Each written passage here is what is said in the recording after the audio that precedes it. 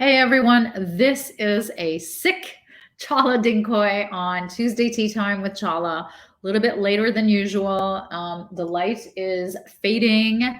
I have had a crazy day. I was, stuck in traffic with like crazy thunder rain, and it is gray outside in Toronto on this September 27th. But I have my cold is going away, so good news. I've got my trusty tea that I hope you're sipping with me. And I've got a really exciting topic. Another one. How do I come up with these gems? Actually, I'm going to talk about that in this very topic. So, how do you make Google love you? And one of the things that I said in the descriptor of this session is, Google's black heart. How do you get into Google's black heart? How do you make Google fall in love with you? And Google is fickle. They keep changing the algorithms, and God knows I'm not a digital marketer and I am no expert, but I do know that like there are certain things you need to do to actually register on Google. And from what I'm reading and the most recent research to get into Google's black heart is actually something that I've been teaching for ages and ages, because people talk to Google like they're talking to a friend. And in fact, this is even more so with the most recent research and voice search. So you're going to see what I mean by, getting into people's hearts and minds, and top of mind is the same as getting into Google's black heart and top of mind. So the number one way to become the top searched expert or the top searched content. Now, sorry about this, you guys. I always turn off my mail, but I somehow didn't do that. Okay, because I'm thrown off because all the activity is stopped in the house. I'm just like, and even Logan's here, but I'm like, stop. We've got to stop streaming because it's got to look good. Because sometimes, even though I have like the highest speed, I'm in a condo, so the later it gets, the more people come home or something. I don't know what it is, but so all that to say, the way to get into the Google is the number one way that I've been talking about how to get into the hearts and minds of actual humans is the same way for Google, and it is to become a topic expert. And I love that they've called it a topic expert. The way that I used to frame it was always become a super niched expert, become a thought leader. These are all different ways and different catchwords of saying the same thing: is agree on one thing to talk about, at least one problem to solve, and then become an expert about it with your content, which is then going to be referenced in Google. So let me talk to you about why it's more important than ever to become a topic leader, a topic expert, and also how to do that. Like, how do you actually go about and become a topic expert? Now, here's the why first. Voice search is now 71% of people prefer it versus the typing kind of search. And so it's huge. And I know because in my new car, that's all I use. I mean, not that it wasn't in my old car. I wasn't sure entirely how to use it, but it's even easier to use in my new car. Is I do everything by, voice. So, and voice search. So that addresses everything. Because I have a cold, when I can feel a cough coming on, I'm going to drink. So I'm going to be drinking a lot today. Okay, so why is this important? This voice search is because when people do word search, they're only typing a few keywords. Remember the keywords. But when they're doing voice search, apparently the average search is 29 words. So when your content is by clusters of words, which is big content like articles and blogs or white papers or presentations, like long string words, and in multiple formats, which I'm going to talk about, you then become beloved to Google.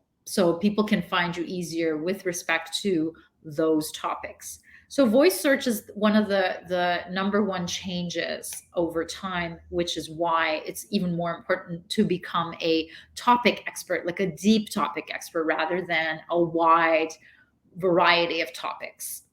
The other thing that this, 29 word average voice search is looking for, and Google in general is now looking for, is what we call cluster content of interrelated topics that serve the same audience with the same problem, but from different perspectives.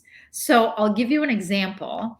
My super niche is small businesses, and super niche is when you go deeper, it's certified businesses and minority certified businesses. And the problem that I help them with is to sell to corporations, because they can't sell to corporations, even though they meet them face to face, even though they're given time, because, they meet at a matchmaker's events and so on. So this is a big, expensive problem, because these companies are investing in this, in this organization to pair them up, and they're given the opportunities, but it doesn't go anywhere.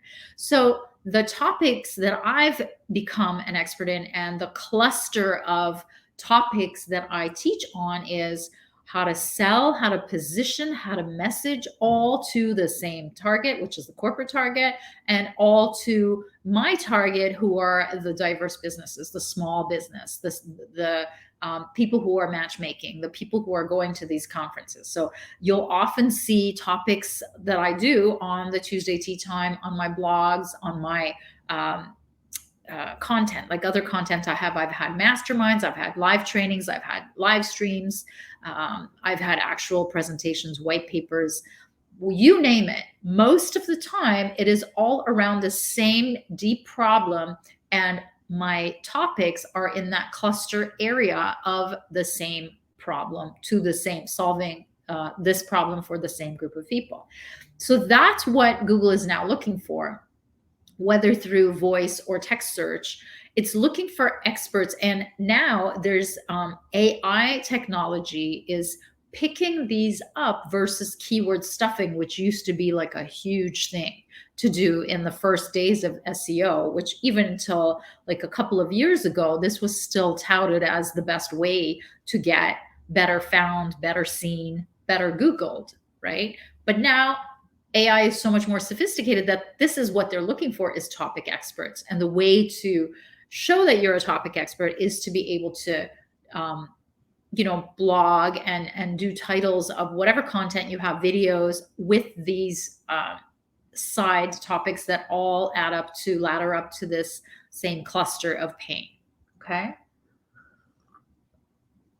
So that's another point, is the AI versus keyword stuffing. Another point that's going to make Google love you is be visible and be vocal. Always said this. I mean, Google is the same as your audience, but just virtual. So whatever I've always touted for years for you to do in front of your audience, it's the same thing for Google to fall in love with you. Now, how do you make Google fall in love with you? By being visible and vocal is, well, don't appear just on your own website and on your own social media. But why don't you go to, again, clusters that the AI is going to find you around that topic. So industry, that specific target industry, the industry publications. Why don't you look at where else they congregate in terms of their associations, their organizations? Why don't you look at their actual channels and have visibility there? The other way to get visibility, of course, is to get out there with your interviews, your podcasts, and speeches. Again, these are going to have links to where you're appearing. If you look at my visibility, not only do I have clusters of different topics that ladder up to that pain in written format, but I'm also a guest on podcasts. I have my own podcast. I speak at conferences, and I'm on panels. So those are all I'm also a trainer. So those are all the different ways that you could find my name with respect to those pain points and giving advice about those pain points all together. So if any AI were to, Google were to release all the AI robots and go find an expert about how to get corporate clients for small diverse businesses, then I would emerge. And anything related to those would indicate me. Okay. So those are some of the ways that you can make Google fall in love with you. Now, one last thing is, content generation is really, I've done so many topics on content generation. I've done so many Tuesday tea times. Wait, I feel a cough coming on. Okay, cough averted. Wisdom inside wisdom versus third-party generics. So what I do with my clients is we leverage the wisdom of the partners or the founder or really key salespeople who have had a lot of experience with the pain that we've niched into being an expert in and with the industry. And what the content often is we take sound bites of client complaints that they brought around this pain. So they're actual like horse's mouth sound bites of problems.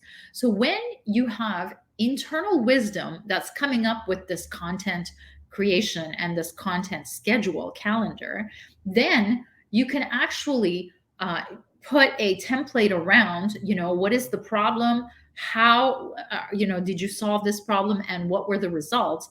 That to me needs to be these clusters of different content that you are cranking out into Google to then allow for Google AI to determine whether you're a topic expert or not. So of course, it all starts with figuring out who to target and what problem you're going to own around their pain. All right. So I hope that was helpful. Google is not going away, people. It's getting stronger and it is going to, keep changing, and we have to keep changing with it. But the one thing that's a constant in marketing that I've said for the last 2 decades, but a decade since having my own business, is be a topic expert, because obviously not only am I going to love you, but Google's going to love you too. And of course, clients are going to love you. Prospects are going to love you. You're going to look like a rock star. And if you didn't need any more proof than that, if I can't convince you of that, then maybe Google can convince you of that. I hope that was helpful. I hope by next week I'm not going to have a cold. So thank you, everyone. We'll see you next Tuesday. Bye-bye.